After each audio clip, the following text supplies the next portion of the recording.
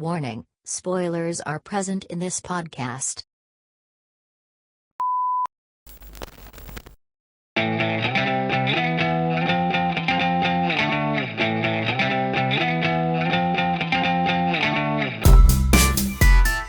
Third World Cinema Club. Hi! Welcome to another episode of Third World Cinema Club, and you're with me, Cess. Hi, I'm Jim of Jim Pelikula at iba pa. And so, Yes. for today, we'll be talking about a recent film by one of our friends of the pod, Direct Irene Villamor. It's called The Loved One, starring Ann Curtis and Jericho Rosales.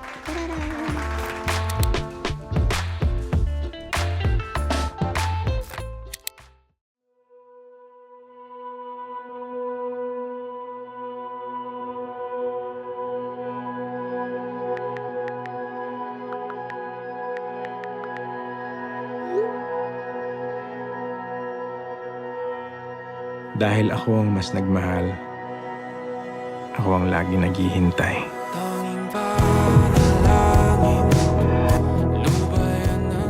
10 years. It's a long time. Come on. What's your zodiac sign? Leo? A shy Leo. I'm a Gemini.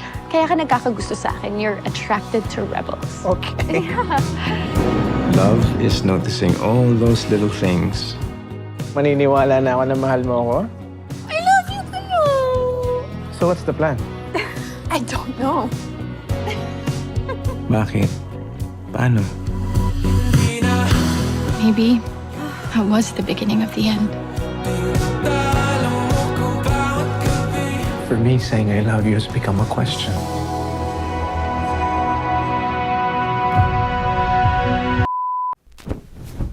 So I think this is their third time na magtambalan, Yes. from TV Kasi and first film. was Green Rose, and then yeah. second was the Ballet. historical drama Ballet. Yes, ayan. So napaka kaedad natin sila in a way. We grew up For with them. millennials. So, Yes. kasi si Ann Curtis was 1985 pinanganak. Oh, 1985. Oo, yeah. kasi February Tapos- birthday ni Ann eh. Yeah, kaka-birthday niya lang kahapon. Oh, yan. At the time of this recording, kaka-birthday niya lang kahapon. Yan.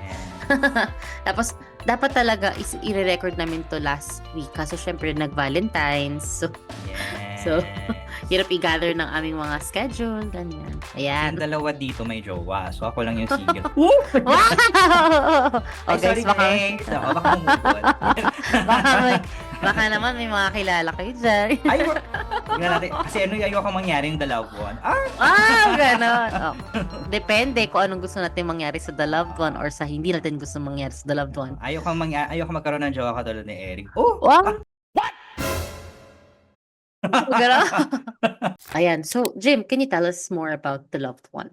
So, The Loved One, it's about two ex-couples reuniting after 15 years to play former lovers whose paths cross again, forcing them to confront unresolved emotions, past heartbreak, and lingering feelings, with the story exploring themes of lost love, memory, and moving on as they navigate painful encounters years later. So, yung synopsis po taken yan from Letterboxd. It sounds, on paper, it sounds like a typical love story. Boy meets girl, or man and woman, they meet cute, ganyan. And then, we find ourselves intersected into their lives. Kasi yung point of view ng film, or yung setup ng film, is not in the typical linear narrative or narration. So, first part, it feels na, okay, point of view to ni guy.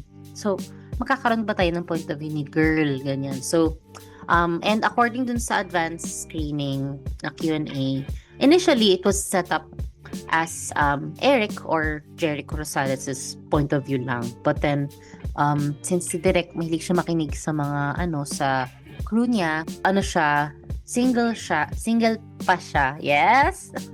Wala siya masyadong experience sa actual love. So, yung mga tao sa crew, sila yung nagbibigay sa kanya ng input na pagka kasi magjowa, ganyan-ganyan. So, ayun. So, later on, spoiler alert, magkakaroon tayo ng portion na makikita natin yung point of view naman ni Ellie, which is Anne Curtis's name. So, as always, yung film ni or yung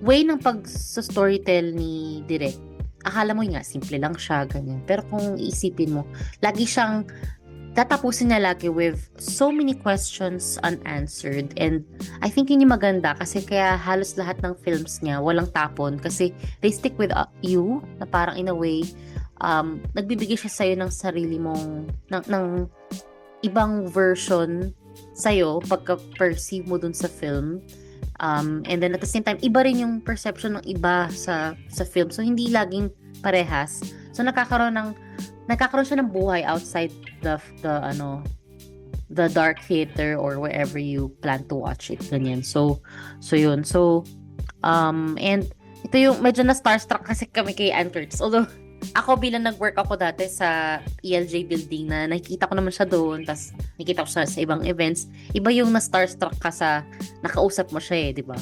Parang may Q&A banter ganyan. Anywho, and na-mention ko na sa kanya sa wakas na favorite Irene Villamor film ko yung Sid and Aya. Now, the reason why I thought of Sid and Aya as well was, besides, having it the same protagonist, is because for me, itong si The Loved Ones, nag-mature siya in a way na nag-deviate siya dun sa klase ng pagkwento ni Direk about love dun sa Sid and Aya, whereas sa Sid and Aya kasi it's all about the game, no? So I remember, sorry kung share ko lang, I remember after the film, may nakasama akong friend that night, and then pinag-usapan namin yung film, kinuwento ko sa kanya, parang all to the point na parang sinesell ko na sa kanya yung sinesell ko sa kanya yung pelikula, tapos parang ang ending is, sabi ko, okay, parang ito pa lang si The Loved One is binibreak niya yung fantasy. Kasi yung mga love stories or romance dramas, mostly, they feed off a certain fantasy. So, Sid and Aya, yun nga, parang pantasya si Aya ni Sid, na in a way, tinatry na rin i-break sa dulo na hindi ako fantasy, tao ako, and nagmamahal ako, pero hindi ako yung parang kailangan maubos ako sa pagmamahal na to. Whereas sa The Loved Ones, dalawang world talaga siya na nag-clash, nag-connive, nag-bounce off each other. And ayun, bilang parang first time ko ata nakapanood ulit ng pelikula na nakarelate ako, pero hindi ako nakarelate din. At the same time, nakarelate ako, pero yung parang I was drawn to the film. Naiyak ako sa film. Hindi dahil parehas sila sa nangyari sa buhay ko, pero ang nahugot sa akin ng pelikula was empathy. So, nag-empathize ako not just kay Ellie, but even kay Eric. So, mamaya sabihin ko kung bakit ako nag-empathize kay Eric. Ayun, so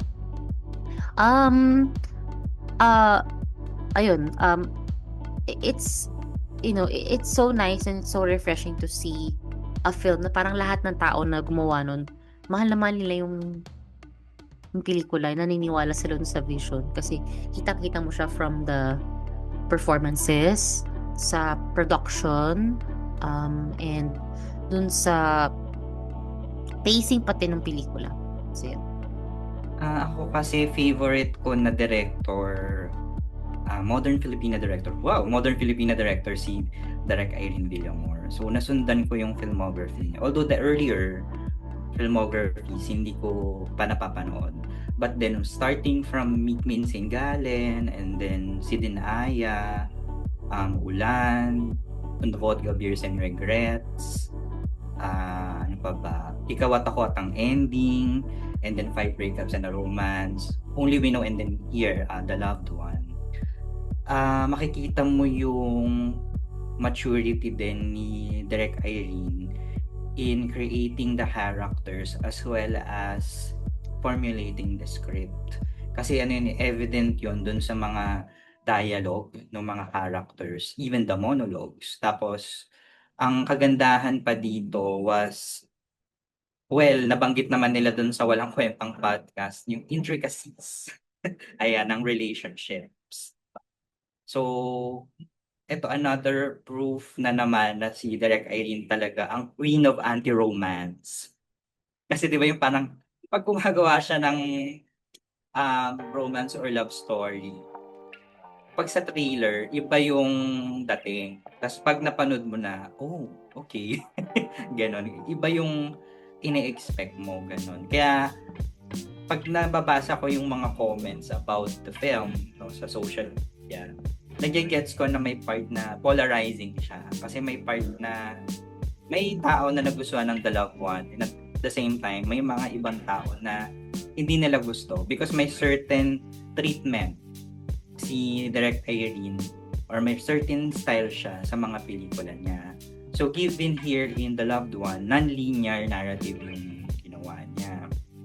Tapos, gumawa siya ng he said, she said na POV. So may POV ang guy, may POV ang babae, ganon. So nakita natin yung tawag dito business nila at the same time nakita natin kung ano yung philosophies nila, beliefs nila, gano'n. Kaya nga 'di ba sabi nung character ni Eric na love it's like a poem, if I recall correctly, no, na it can make you a philosopher, ganyan. And then monster. Correct na lang po ako kasi yung inaano ko lang yung bravery, natatandaan ko dun sa dialogue. Tapos 'di ba yung parang may sinabi doon about happiness na yung responsibility once na nagmahal ka was the responsibility mo na yung happiness ng isang tao. So, doon mo makikita pa lang sa dialogue and the monologues kasi may mga monologues din ng two characters na may realization sila going through the 15 years or the 10 years of relationships. So, talagang nakita natin yung ligawan, yung nagbo-blossom yung love. Una muna pala meet cute, ayan, ligawan, blossom yung love until ayan na may ups and downs na. Nakakatuwa kasi nadaanan din yung pandemic. Parang if you watch 5 breakups in a romance, meron din gano'n na element, even ikabatakot ang ending. No? Tapos ayun na nga, no, kung napanood yung pelikula, meron nang nangyaring breakup with them. So, ngayon, ang kagandahan dito kasi the first part ng pelikula yung sa POV ng guy. So, syempre nung sinasabi niya na kapag ikaw yung nagmamahal, ikaw yung mas naghihintay. Parang medyo sandali, gusto kong malaman yung POV ng babae. Kasi parang minsan kasi 'di ba ang lalaki pag nagmamahal, glorified. Ganon sa screen, kahit sa romance, ganyan. Na parang, ano ba to, chivalry is dead, ganyan, na hindi pa, ganyan. So, doon natin makikita na, okay, itong character ni Eric, nako, may problema politically, problematic. Doon ako na parang doon ako na, wait a minute, pagka ano to ha, ganun, I'll use the parang pagka DDS ata to Kasi yung merong conversation doon sa sa with their friends, no, na parang ayaw niyang mag-ano dun sa ng politics, hayaan na lang yung recent government. And then, makikita natin na dun sa conversation, sa POV ng babae, si babae privileged siya kasi mayaman siya diba? So, although privileged siya, si Ellie ay woke siya. Ayun yung tinatawag na woke siya, na parang nakiki-empathize siya dun sa nangyayari sa mga tao na nasa laylayan, should we call it, na gano'n. So, makikita natin na dito sa pelikula, meron pa ding concern regarding social classes. Kasi katulad ni Eric, may pagka-breadwinner si Eric dito. So, very Filipino ang approach. Ang galing ni Direk Irene. Ito na, yung sa dynamic ng relationship, ito yung magandang part sa pelikula kasi yung part na nabuntis si Anne or si Ellie. So, si Ellie kasi, since she's a feminist, merong sa kanya, reluctancy na kakayanin niya ba, hindi man nai-speak out niya, pero kakayanin niya ba yung pagiging ina at yung pagdadala ng bata, mabubuntis siya ng 9 months. However, if napanood nyo na po, spoiler alert, nalaglag yung bata or nagkaroon siya ng miscarriage. And then dun sa argument nila na confrontation, no, na talaga namang explosive, dun na nagkaroon ng parang sumbatan moment. Ayan. And then, dahil lalaki si Eric, merong issue ng cheating. So, dito napapasok yung character niya noon, Catriona Gray, na kahit short yung appearance niya or short yung participation niya, but very, may key moment siya dun sa film. No? So, dun din natin nakita paano yung response ng paano nag-respond si Aim. Siyempre, nasaktan siya.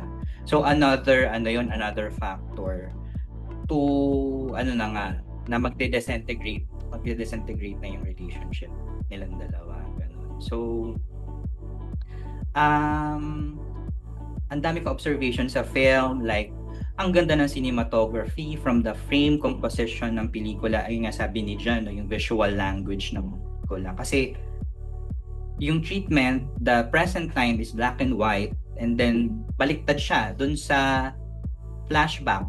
Dun nanggagaling yung mga non-linear narrative, color siya.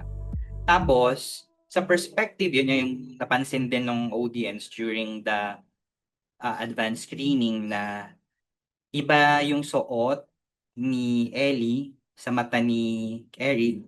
Tapos si Ellie, iba rin yung suot niya sa mata niya sa mga both POVs nila. So, gets na agad na intentional siya and may color coding na nangyayari doon sa eksena. So, very for me, maganda na visual language yun. Tapos, yun nga, di ba, nung tinanong ko si Ann Curtis kung inspired ba yung performance niya sa Two for the Road ni Audrey Hepburn. So for Two for the Road kasi yung difference nila and similarity, kasi may comparison and contrast with The Loved One. Ang difference ay, dun sa Two for the Road kasi couple na married sila, si Audrey Hepburn and Albert Finney. The Loved One, naging live-in partner sina Ellie and Eric, no, played by Ann Curtis and Jericho Rosales. So, as I mentioned earlier, yung performance kasi ni Ann Curtis reminded me of Audrey Hepburn in Two for the Road. However, yun nga, no, clear naman ni Ann Curtis na yung performance niya kasi was deeply affected due to the Meisner acting workshop niya. So, actually, evident talaga sa pelikula yun.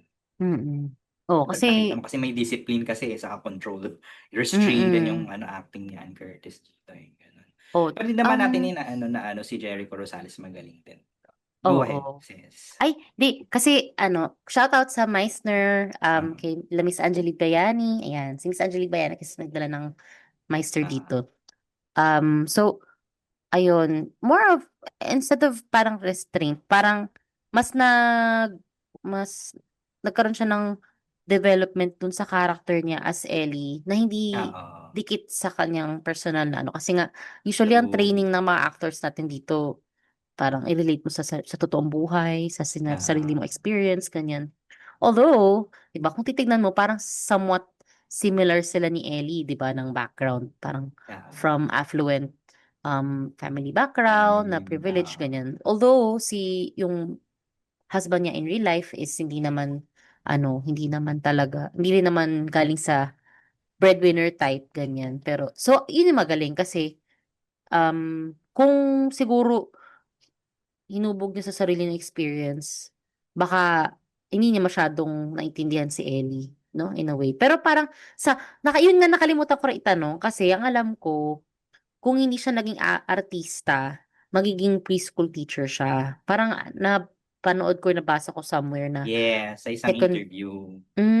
siya parang gusto niya maging, preschool or, nag-one sem yata siya ng early education. So, Ah, in fairness, bagay rin sa kanya. Tapos, at the same time, in real life, UN ambassador siya. That's the wrong number! UN ba? Tama. United Nations for yes. food or for youth. ganyan. UNICEF ba, if I recall correctly? Oo, basta yun. So ang galing kasi kahit pa paano, ano din siya sa ano niya. And then for sure, ito na, doon na tayo sa, gusto ko yung, basis mo dun sa Two for the Road. Although marami ring mga ibang films na parang about POV, di ba? Pero ito kasi ang galing kasi nga, sa Pinoy, tapos set pa siya sa modern times, di ba? Hindi siya katulad ng parang pwede nating ibalik sa mga dating, hindi siya ideal na, na example. Pero ang naalala ko kasi sa POV na ganyan, yung kay Philip Salvador ba? Tsaka si, Vilma Santos. Christopher De Leon, not Philip Salvador. Na film, Relasyon? Parang ganun. Or baka broken marriage. Pwede rin. Pero kasi doon nga married din sila, di ba? So, yun. So, at least ito ang galing kasi nga modern setting siya na mag-living sila, ganyan. Tapos, parang naalala ko, nag-uusap tayo, di ba, sa sinihan na parang, baka kaya siya ganyan kasi nga, na nag-cheat yung tatay niya, tapos siya yung naging breadwinner. So, protective siya sa family niya. Akala niya, ganun yung love. Ayan. So, yun, di ba? Tapos parang, maganda tayo. Tapos tawang-tawa tayo kasi ngayon nga, parang may mga parts doon na parang, grabe, maganda to guys, panoorin sa sinihan. Or I think kahit sa bahay, pero maganda yung communal experience, lalo dun sa part na nag-iba na yung, nag-shift na yung POV. Tapos parang, tapos may sinabi siya, spoiler alert, nung sinabi talaga niya, ay talaga. Diba? So, hindi ko lang sabihin yun. Basta yung may sinabi si Eric na part, na ang galing naman din. Kasi in fairness kay Jericho, na-deliver niya yun with a straight face, no? Na parang, ikaw nga ganito eh. Tas yun. And common yun sa relationships eh. Yung parang, ikaw nga ganito, ikaw. Tas parang, gusto ko rin yung depiction ng nung parang fantasy ni Eric na si Ellie is ganito, tapos parang he always has to live up this certain expectation sa side ni Ellie. Kasi akala niya, yung ganung world, ito yung hanap. Pero nakalimutan niyang isipin na si Ellie, tao lang din si Ellie. And sa lahat naman din talaga ng tao sa mundo. Parang, dito ako natuwa kasi, ayun na nga, sabi nga ni Derek, kaya siya nakakahugot pa or nakakagawa pa ng pelikula na ganito is because, maliban sa mga kwento-kwento ng mga kaibigan niya, yun nga, parang nagde-derive ulit siya sa philosophy. Hindi ko alam kung anong philosophy or anong beliefs ko na in-imply dito. Pero gusto ko yung part ng awakening ni Ellie. Hindi siya sexual awakening, pero more of enlightenment. So parang nandun siya sa part na privilege siya. Tapos nagmahal siya. Tapos parang dahil nag-open up siya sa isang world na hindi niya familiar, tsaka yun nga, parang yung background niya is lagi siyang may boyfriend, hindi siya nawawala ng kasama, ganyan. Parang nagkaroon siya ng sarili niyang enlightenment na, ito ba yung purpose ko sa buhay? Lagi ako magmamahal, lagi ako mag-give. Diba? What if i-give ko to sa mga tao na parang, or sa ibang aspect ng mundo or ng buhay na laging naglalak. Ganun. So, nakukulangan, ganun. So, kaya siguro, lagi rin siyang naghahanap ng nag-outsource siya nung parang purpose niya na outside of the usual 8 to 5 or 9 to 5 setup, ganyan. Tapos, she tried naman her best na lumabas dun sa comfort zone nila, financially. Yun. Pero, she would fail, pero at the same time, ang ganda nung development ng character niya na talagang na talagang yung empathy niya sa mga nangyayari sa palibot niya, ganyan. At the same time, while still giving the kind of love that she feels that Eric deserves to have. Kaya siguro, may nagtanong doon about dun sa cheating issue. And I understand din naman na parang bakit hindi natin pwedeng ipakita yun. I think, tayo lang kasi as a society, pagod na tayo sa ganong side ng may mga cheating parts. Kaya lang, alam nyo kasi guys, ito na. Ito na. Alam nyo kasi, ganun talaga magmahal guys. Hindi ko rin kinokondone yung cheating, ganyan. Pero kasi, wow, naging Dr. Love, gano'n. Ayan na. Pero ganun kasi magmahal, guys, eh. Minsan mahirap, eh. Minsan parang lagi kang outside looking in, inside looking in, inside looking out. Basta ganun, parang you always have to have a certain part of yourself that you give away, and you cannot say na hindi, wag mo kasi masyado ubusin yung sarili mo kasi mahirap yung parang magpapanggap ka na hindi ka concerned, mahirap yung parang magpapanggap ka na you don't care when in fact you do care. Magkakaiba nga lang tayo lahat ng ways of interpreting that care or that love, pero mahirap yun yung parang lagi mo rin sasabihin na ikaw lang yung nagmamahal sa isang relationship kasi that's not true. Like Eric, hindi lang naman ikaw ang nagmahal. Hindi porket sa tingin mo ikaw ang naghintay, ikaw ang nagmamahal. And ang ganda nung pag-shift nung POV na akala niya late si Ellie, ganyan. When in fact, nandun na pala siya kanina pa. Diba? Oy, kinikilabutan ako. Charot. Nandun na siya. Nandun na siya. It's just that her love is quiet. Hindi katulad ng love ni Eric na loud, na parang gusto niya, binobroadcast sa lahat na akin siya, you're mine, ganito, ganyan. So, nakaka-frustrate din naman yung propose siya ng propose. Spoiler alert. Propose siya ng propose, tas wala nangyayari, diba? Pero, kasi, parang, yun nga, parang, nasa timing siguro, pero at the same time, ang ganda nung pagkakaano doon na, si Ellie, akala mo sa umpisa, very privileged siya, very happy-go-lucky, ganyan. Pero sa kanilang dalawa ni Eric, siya yung naunang nag-evolve. Yun nga, nagkaroon siya ng evolution, parang from living in this comfort zone. Tapos parang nagkaroon siya ng state of nirvana na parang relationship, ganyan. Hanggang sa, na-confuse siya na, teka, ito ba yung gusto ko? Kasi parang kumbaga na-check na niya yun na, okay, check ko na ganyan. Tapos parang nagkaroon siya ng state of enlightenment na, okay, I have to give my talents to the world, ganyan. Kasi maraming hindi nagkaka-access sa education, ganyan. Whereas si Eric, more of survival yung focus niya. Kaya siya nagpro-propose, guys. Kasi, feeling niya, kapag di siya nagpropose, tatanda sila, tapos yung parang yung commitments, ganyan. So, gusto niya ng something intact. Kasi, he grew up in a very survival mode on na life. Yes. So, hindi lang siya about yung parang selfish siya, ganyan. Selfish siya in a way, nasa sarili niyang POV, hindi niya iniisip na selfish siya. So, and very, very abrupt lang nung kay Catriona Gray. Pero in fairness, I give props to Catriona na parang completely wala talaga siyang dialogue at all. Yung dialogue niya is very basic. Pero talagang kita mo yung parang nag-hold back din siya as a kabit na parang, teka, I'm too classy to be a kabit. Parang ganun yung peg ni Inday. But anyways, yun. Pero yung kay Eric, grabe talaga. Parang, dito mo rin makikita yung difference ng highly evolved species. Highly evolved species! Kasi kahit yung lalaking best friend niya, ang advice sa kanya is very survival mode, no? Hindi man lang siya built in truth or honesty or as a friend, hindi man lang na naisip si Ellie, ganun. Diba? Kasi diba dun sa cheating pa lang, parang yung character ni Luis or Adrian Alandi na yes. Wag mo sabihin kasi alam mo naman yung babaeng yan kapag nalaman niya, baka kung saan na naman pumunta. Kasi diba si Ellie kasi from preschool teacher, naging parang humanitarian, philanthropist. So, yun, kasi yung character ni Ellie, yun yung gusto ko dun sa pagkakasulat ni Direk Irene. It's very common.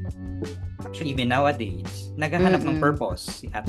So, kaya hindi siya yung tawag dito, nag-i-stay sa isang work. Unlike kasi ni Ellie, diba kasi if I recall correctly, IT or computer science na yung related na work niya, diba, or field ni Eric. So, ano na siya, kumbaga naka-stay put na siya, may status po na siya eh. So, kaya parang katulad ng sinabi mo, diba, like, mayroon silang conversation doon about gusto ni Ellie na, mag-ano tayo, mag-out of the country tayo. Pero ang iniisip agad ni Eric, gagastos tayo. So, alam mo yun, pag lalaki talaga kasi, nandun agad yung thinking na may pagka-provider mindset. However, ang babae kasi iba rin siya mag-isip eh. Lalo kunyari, let's say, pag budgeting. Alam mo yan, sis. Iba yung planning nyo, ganyan. mas organized, mas detailed. So, alam na ng babae yun. Ang lalaki kasi, meron siyang, kumbaga, ang tinitingnan niya kaagad, yung macro factor nung concern, di ba? Like, for instance, yun nga, di ba, vacation. Kasi parang ang point dun sa part na yun, parang gusto na talaga kasi nila na magkaroon ng intimacy and at the same time, magkaroon ng anak. Ganon. So, yun yung part doon na makikita mo na yung difference talaga ng dalawang individual. And makikita mo rin doon yung gender roles, which is very obvious doon talaga sa dynamic na ng pelikula, even the dynamic of the relationship.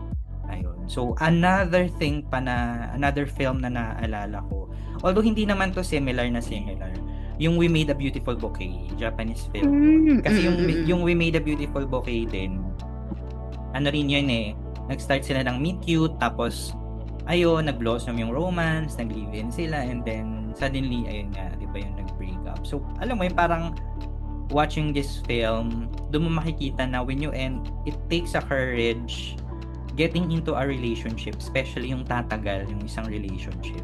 Diba?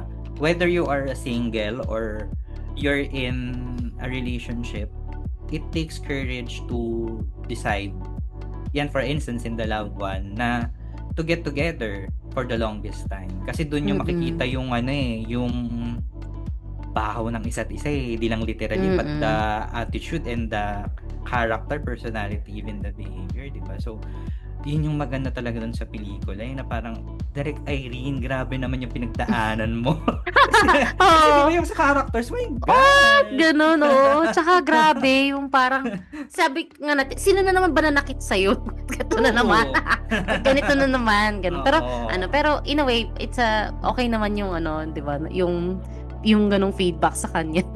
Pero yun nga, tsaka natuwa ako dyan sa sinabi mo, Jim, kasi eto na. Ayan na. May kasi, open po siya. Then, nakaka-relate ako kay Ellie, the character. Kasi, dati ganyan din ako. Parang, nag-start ako sa isang long-term relationship. Tapos, nag-end siya. In-end ko talaga siya. Kasi, parang sabi ko nga din, doon ako nakarelate kay Ellie in a way na, teka, bakit ba yung happiness ko nakadepende dun sa taong yun? And at the same time, am I really happy? Kasi 20 plus lang naman ako noon ganyan. So, I feel na bata pa ako, tapos parang hindi ko pa na-explore yung mundo, ganyan.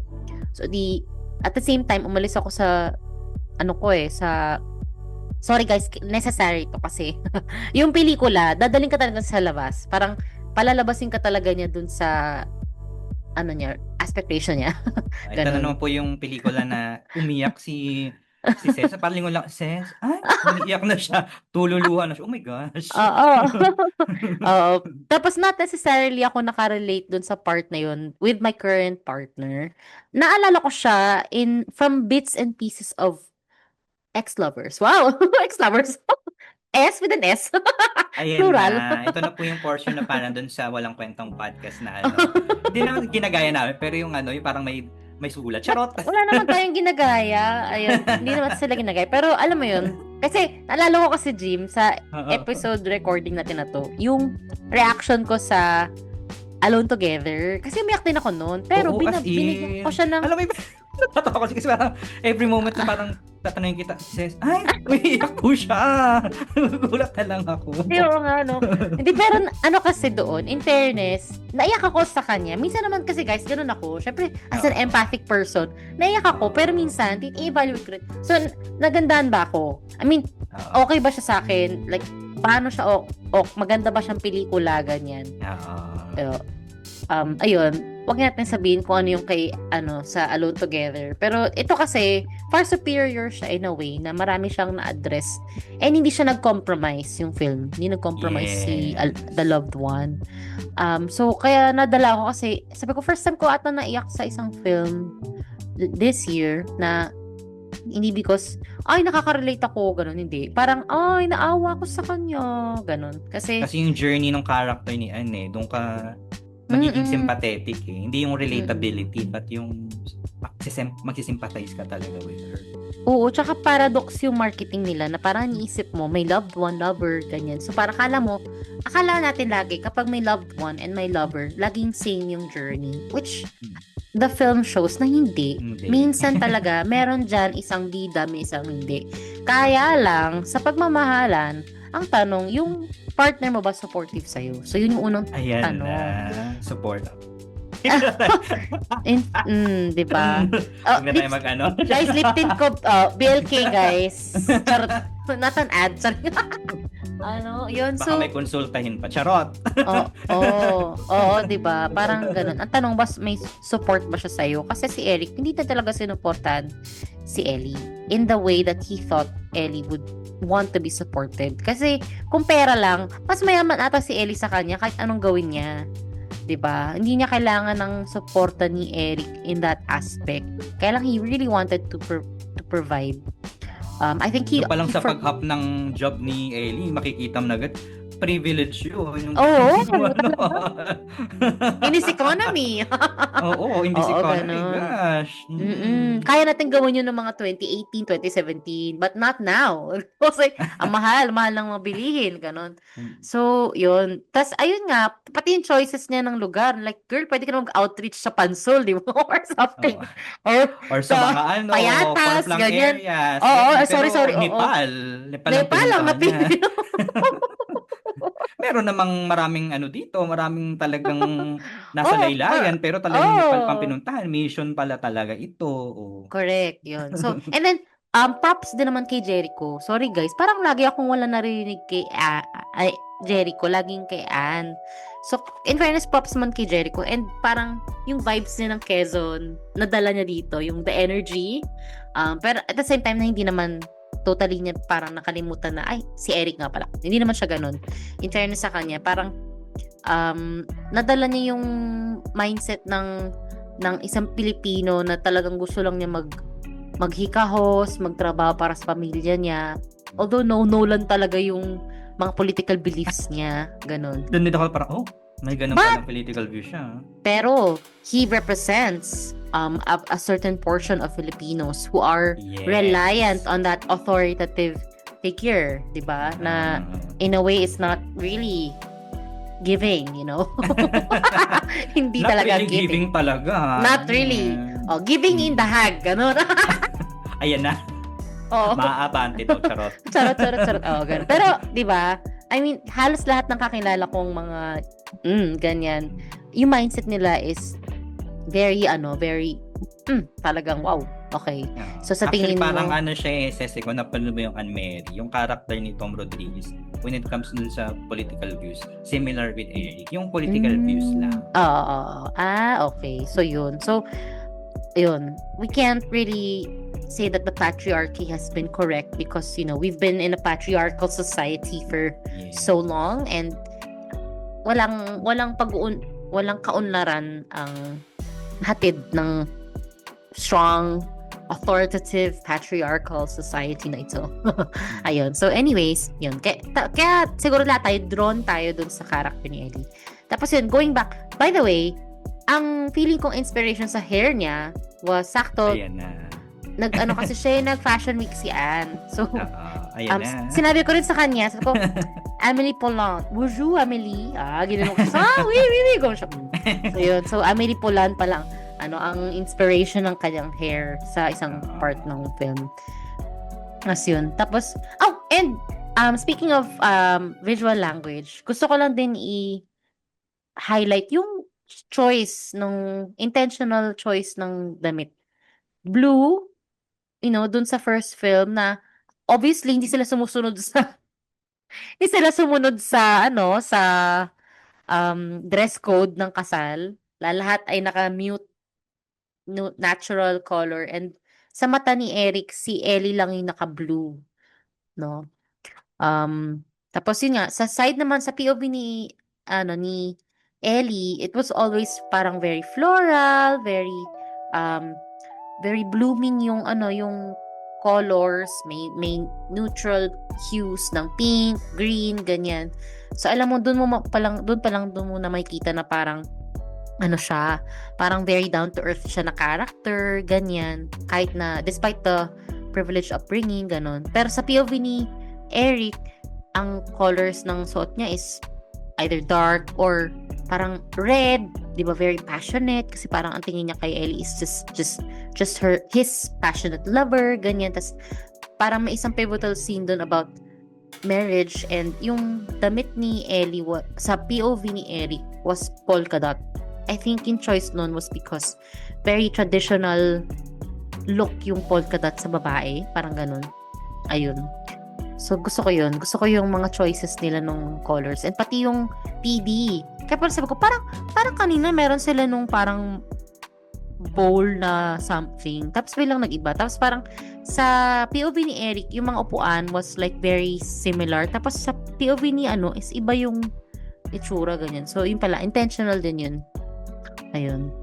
Pati yung mirrors, tas at the same time yung gaze. Tama, yung mirrors. And sabi nga pala ni John, yung visual language na napansin niya dito was yung mirrors at yung editing that emphasizes gaze and seeing. So madalas kapag kunyari titignan ni Eric si Ellie, nakatalikod si Ellie, ganyan. Tapos yung reflection nila sa mirror was either si Ellie lang yung nasa mirror, si Eric yung wala sa mirror. Tapos or minsan, yun nga, yung parang yung may line, magkaiba sila ng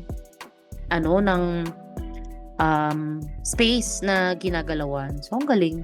Tsaka parang, as an editor, mahirap siyang isipin or imaginein sa pagkaka-edit.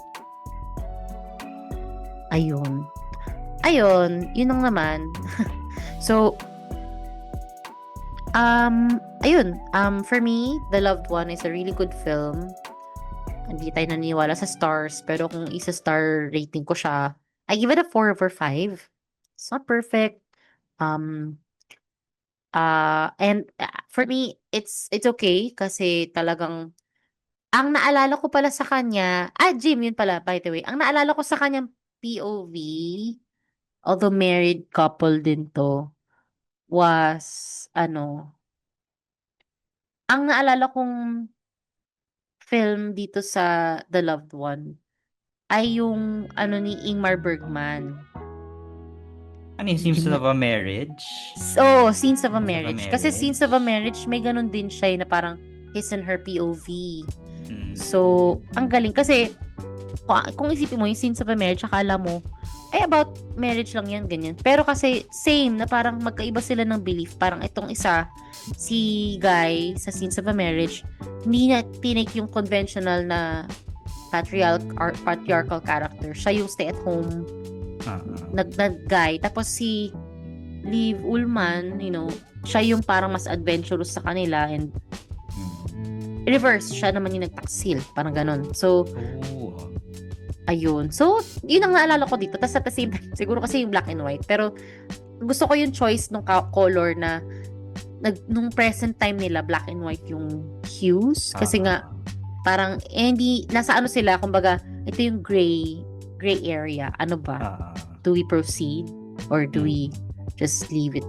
Ganun. So, actually, ayun. Yung sa gray na part na color, I find it na parang they are on the grief stage. Kasi syempre nag-break up na sila eh. So, pag grieving ka kasi, gray talaga yung color. Siguro, iba kung saan ako nanggaling, iba din. Kasi death of a loved one. Pero sa kanila kasi, it's a disintegration of a relationship. Kaya doon mo makikita na, okay, nagigets ko kung bakit gray yung or black and white yung yung treatment doon sa part na yun. Kasi alam mo sis, doon sa part na di ba nakita na sila, tapos doon sa kabilang table may nagse-celebrate ng birthday.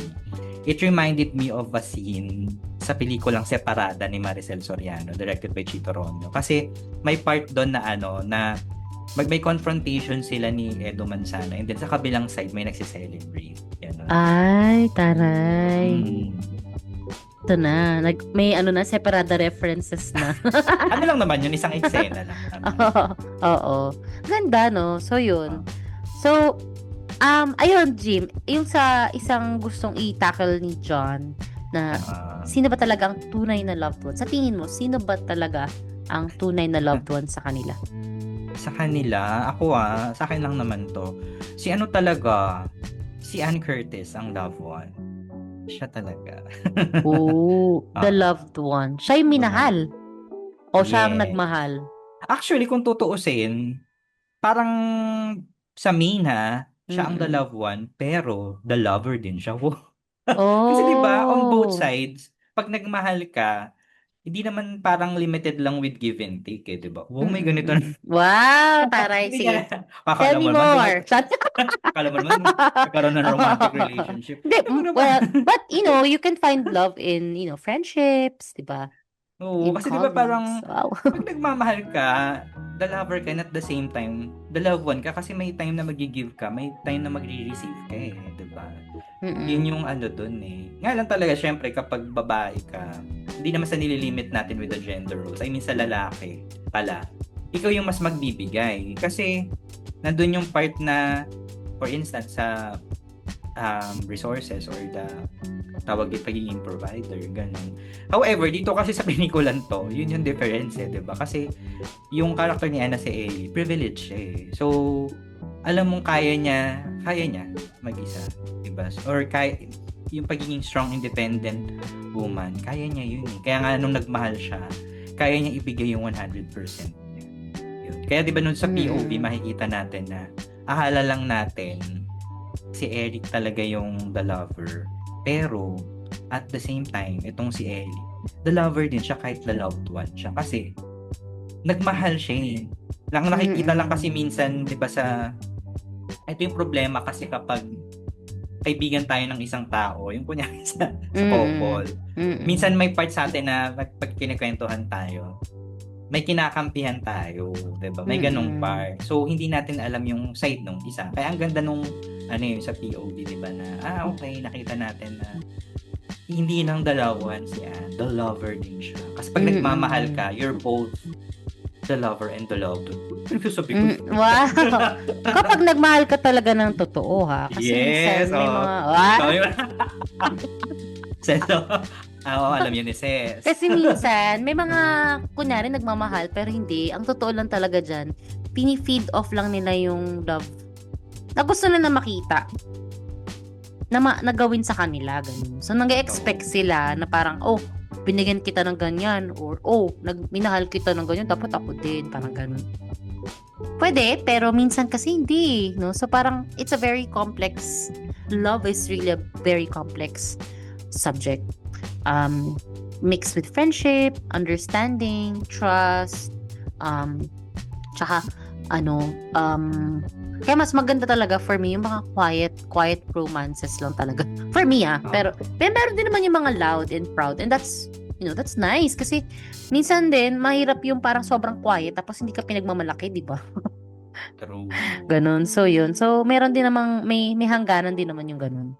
Ayun. Pero ang pinaka-importante diyan, wag kayo magpapasok ng iba sa relasyon unless polyamorous kayo. Pero ewan ko, parang ang hirap nung polyamorous.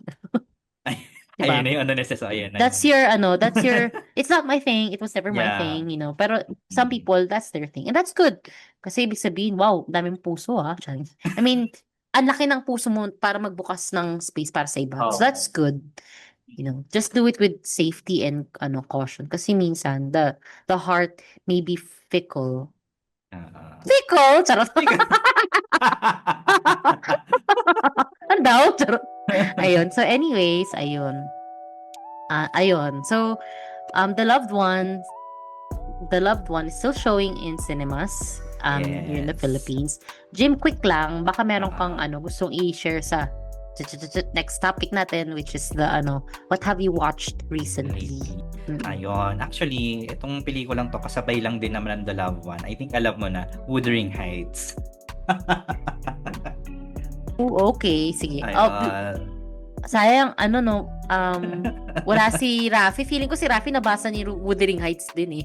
Pero, okay, game. What's Hindi ko your kasi take on it? nabasa, so I don't want to parang i-differentiate pa or compare and contrast. However, my gosh, Emerald Fennell, hindi ako natutuwa dun sa pelikula.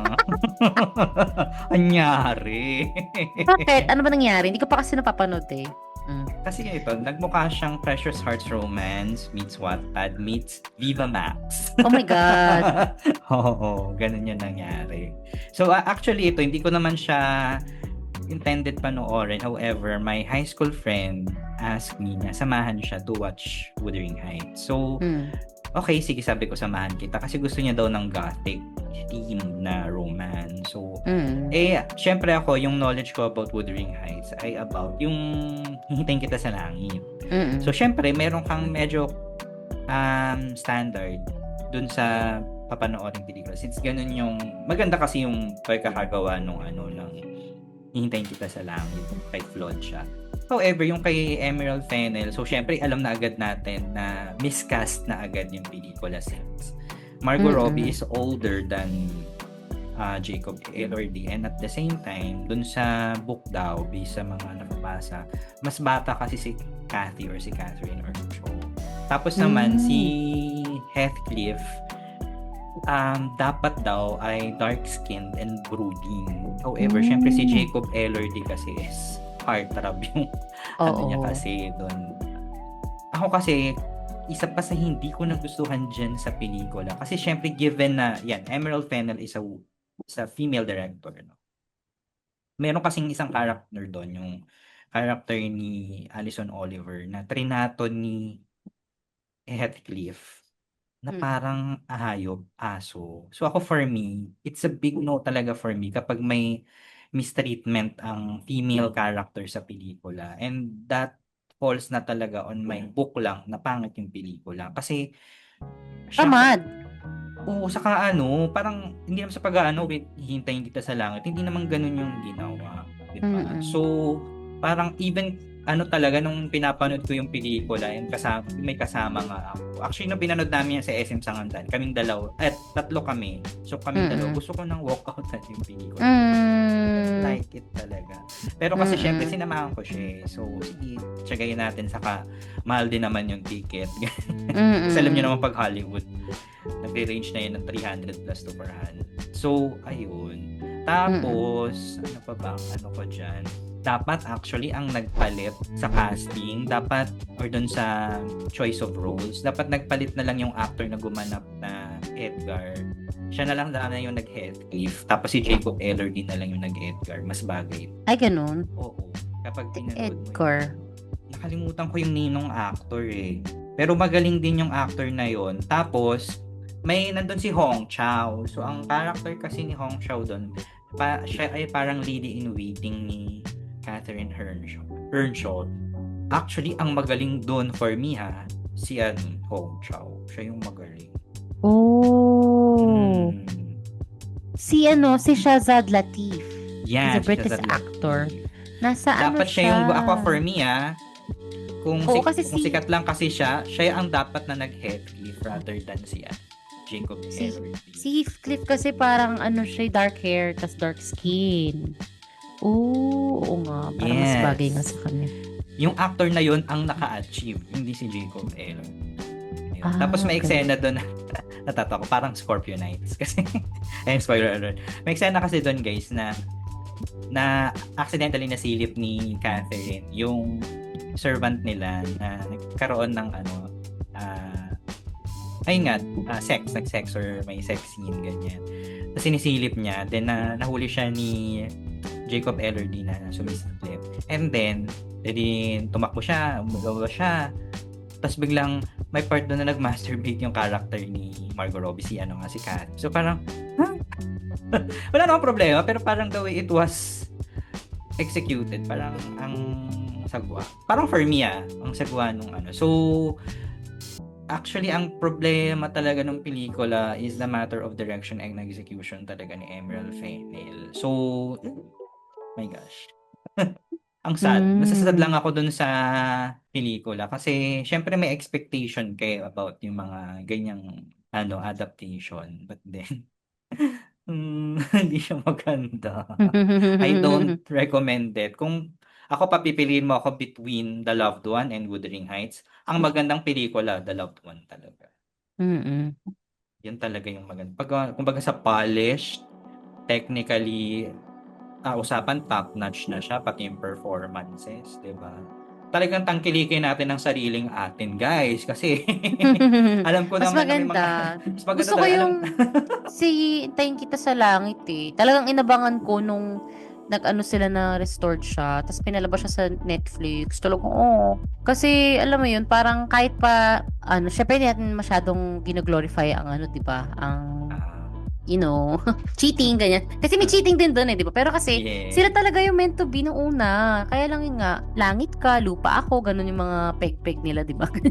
So yun. Pero ang ganda nung, tsaka nga, Batanes. It was shot in Batanes. Grabe. Kaya talagang, tsaka ang galing nung, kung naririnig niyo po to, Sir Carlos Sigion Reyna, ang galing niyo po. Kasi talagang, I think ang nagsabi rin sa akin na, Wuthering Heights adaptation was my dad. Sabi niya, alam mo, yung pelikulang yan, ganyan.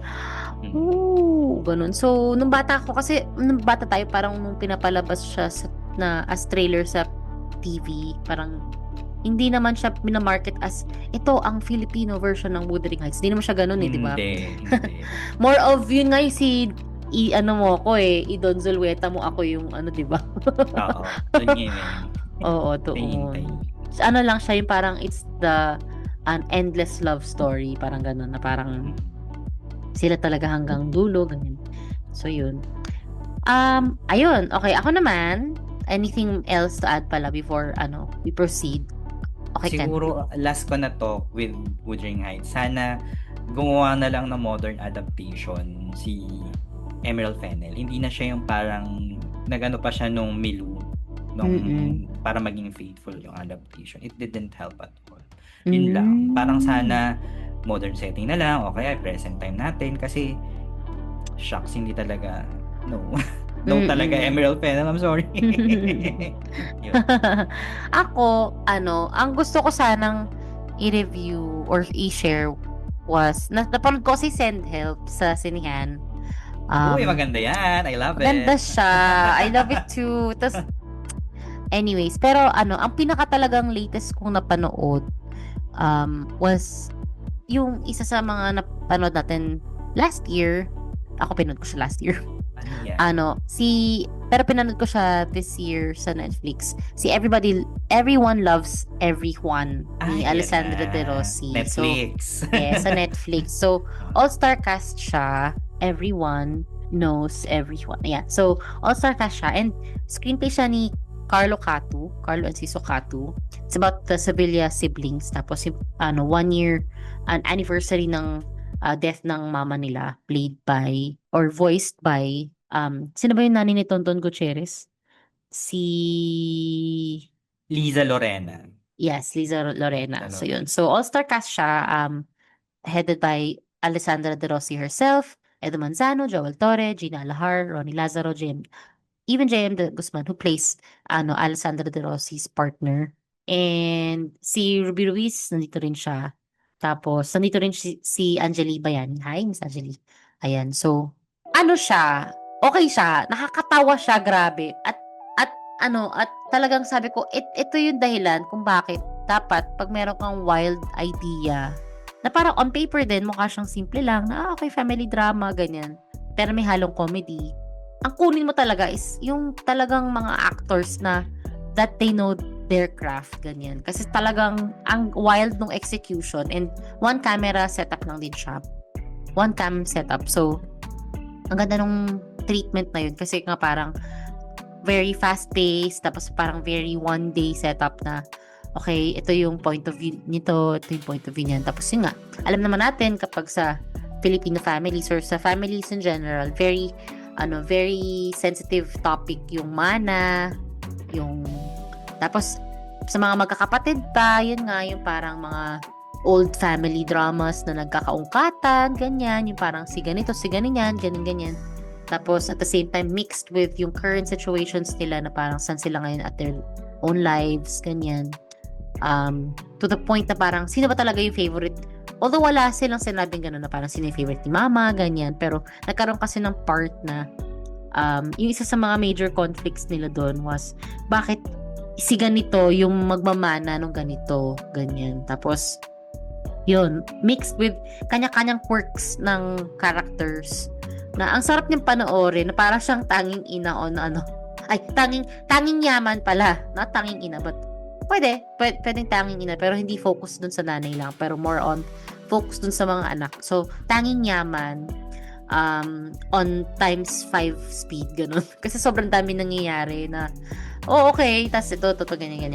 Tas, may konting halong political commentary din, on nepotism, tsaka yun nga, parang, mga kapit sa ganito, sa ganyan, tas mga usual Filipino scams, ganun. So, okay siya, and nakakatawa siya, and feeling ko, parang pag pinanood ko siya ulit, may mga makikita akong small nicks and crannies dun sa dysfunctional family setup nilang lahat. Pero at the same time, masaya siyang panoorin with a big group siguro.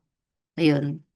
So, yun lang. Yun lang yung masasabi ko about Everyone Loves Everyone ni Alessandra De Rossi. Ayan. So, Interesting panoorin. Mapanood Oo. yan. Hindi ko pa napanood eh. ayun, I think that this wraps up our review episode of The Irene Loved One. Villamore's The Loved One. Yeah. So, please listen to this episode as it comes out soon. Ito talaga yung una magdodrop this year sa atin. Ayan. On Spotify, we're also on Apple Podcasts and YouTube. So, please let us know if there's anything we need to improve. Wow, may pa gano'n. Yes, On tama our naman audio. yun. Diba? Yes, oo. Yan. Tsaka kung meron kayong gustong marinig na episode, please stream all of our episodes on Spotify and Apple Podcasts. Try namin i-upload yung iba sa YouTube. Please soon din. Ayan. So, thank you, John. Kung nasa ka man, good luck sa work. Sa work. Ayan. Any final words, Jim? Ayan. Sa sumusupport sa atin, sa patuloy na nakikinig, really grateful, guys, kasi you're still there. Oh, gano'n. Thank you Yes. kasi you still consider us as the one of the pioneers of film review sa podcast in Philippine cinema and other stuff. So, thank you, guys. Thank you for the support. We really appreciate it. And hopefully talaga makagawa pa kami ng other episode. No? Yeah. And ito, Minado, we need really support sa ganyan, sa aming podcast. Kasi we don't have alam nyo Hindi na, kami, independent talaga. kami. Third World Cinema Club, so, hello. Oo, ayun. We really Ayan. need support on that, on this. Ito sa aming passion in reviewing sa podcast. So, guys, again, thank you. Always take care. Again, this is Jim. Yeah. Yes, and by the way, nasa Patreon din kami. So, i-link up ko yan somewhere para kung gusto niyo mag-share ng like $5, di ba? Or, tatry ko rin ilagay doon yung book ni John para pwede niyo bilhin. Ayun, so as a merch, ganyan. And, who knows, baka magkaroon kami ng merch. So, try niyo na i-check yung shop doon.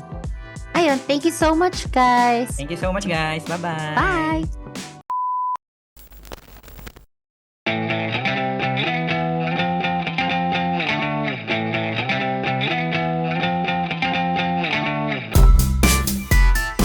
Third World Cinema Club.